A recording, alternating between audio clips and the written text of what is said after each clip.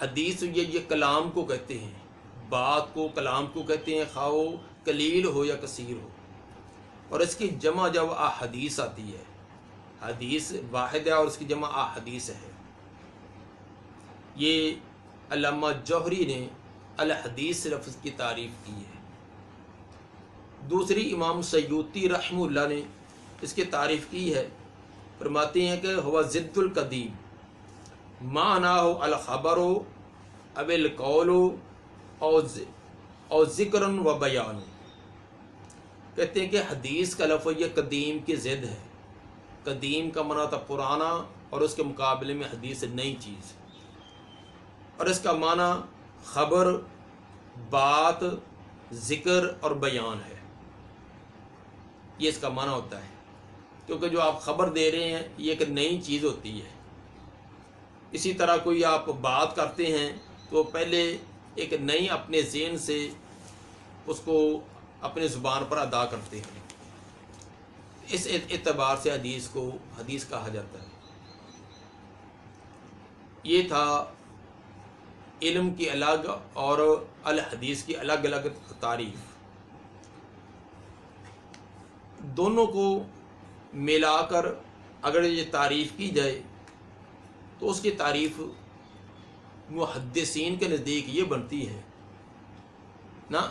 حدیث کی تعریف جو ہے ابھی وہ ہم اضافی تعریف کر رہے تھے، تو اس کی تعریف جو ہے الحدیث اصطلاحی طور پر، جب یہ تو اس کا لغوی معنی پہلے کیا تھا، جب حدیث کا لفظ بولا جائے تو عام عرف عام کے اندر سے کیا مراد لیا جاتا ہے. اس کی تعریف جو ایک ہے محدثین کی اور ایک ہے فقہا کی. محدثین نے حدیث کی تعریف یہ کی ہے، هو ما اسند الی النبی صلی اللہ علیہ وسلم من قول او فعل او وصف خلقی او خلقی.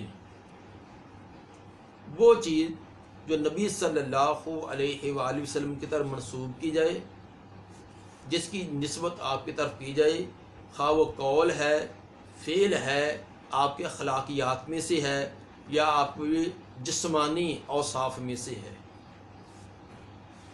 تو ان آپ کے قول کو، فعل کو، آپ کے اخلاقیات کو، آپ کے جسمانی کیفیات کو بیان کرنا اور آپ کی طرف کی نسبت کرنا، یہ تمام کی تمام حدیث ہے.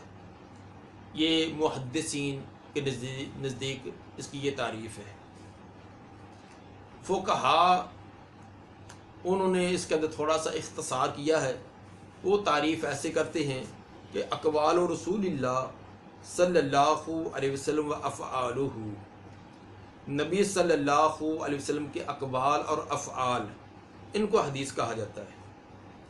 گویا کہ فقہار اور اصولی جین نے یہ وصف خلقی اور خلقی اس کو نکال دیا ہے. وجہ یہ ہے کہ اصول فقہ کے علم کا مقصد وہ حدیث، وہ صرف حدیث جو ہے یہ یعنی نبی صلی اللہ علیہ وسلم کے اقوال و افعال سے استنباط کرنا ہوتا ہے. اور استنباط صرف اقوال و افعال سے ہوتا ہے جب کہ جو حلیہ ہے، آپ کی ولادت ہے، وفات ہے، ان سے کوئی استدلالات یا احکام کا استنباط نہیں ہوتا. اس لیے وہ اس لفظ کو تعریف کے اندر شامل نہیں کرتے. حدیث کو حدیث کہنے کی وجہ، ایک اس کا لغوی معنی بیان کیا، ایک اصطلاحی. لغوی اور اصطلاحی معنی دونوں کے اندر آپس میں مناسبت ہوتی ہے. تو اب لغوی اور اصطلاحی معنی کے اندر کیا مناسبت بنے گی؟ اس میں حافظ ابن حجر رحمہ اللہ نے توضیح یہ بیان کی ہے فتح الباری کے اندر کہ حدیث یہ قدیم کی ضد ہے، کیونکہ قدیم جو پرانی چیز کو کہتے ہیں، حدیث نئی چیز کو کہتے ہیں. تو فرماتے ہیں کہ اللہ کی کلام قدیم ہے، اللہ کی کلام جو قرآن یہ قدیم ہے، اور اس کے مقابلے میں نبی صلی اللہ علیہ وسلم کی کلام جو یہ حدیث ہے یہ نئی ہے. اللہ کی کلام قدیم اور پیغمبر کی کلام حدیث، یعنی قدیم کے مقابلے کے اندر یہ حدیث کا لفظ استعمال ہوا ہے.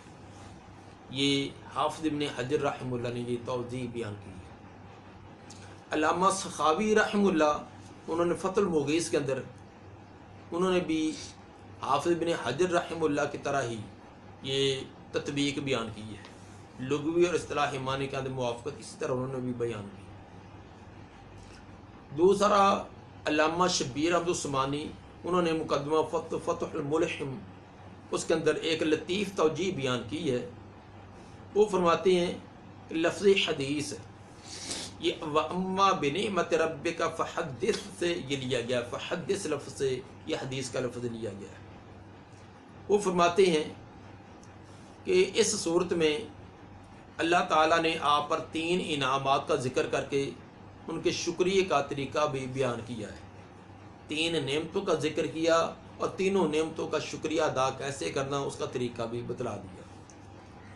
पहले नंबर पर फरमाया था अलम यजिद का यतीमन फ़आवा, कि हमने आपको यतीम पाया था तो आपको हमने ठिकाना दिया।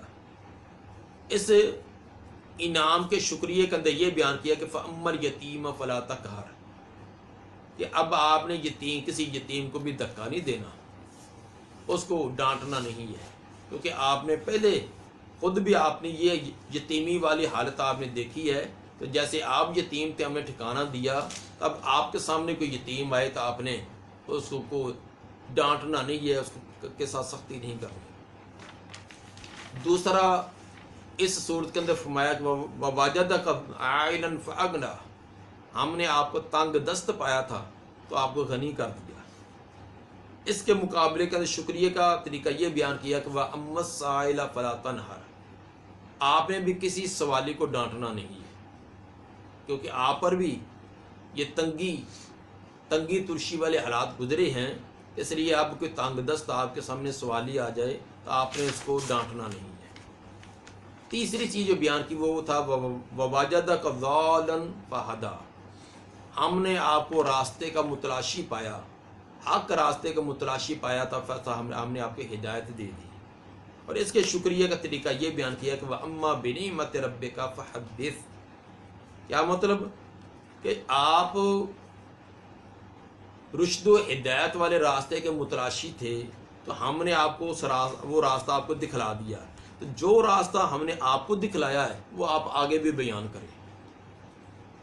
जैसे आप हक के लिए को तलाश करने में बड़े फिक्रमंद थे, गार के अंदर जाकर कई दिन वहाँ बैठते गौर व फिक्र करते, इस तरह और भी कुछ लोग हिदायत के मुतलाशी हैं।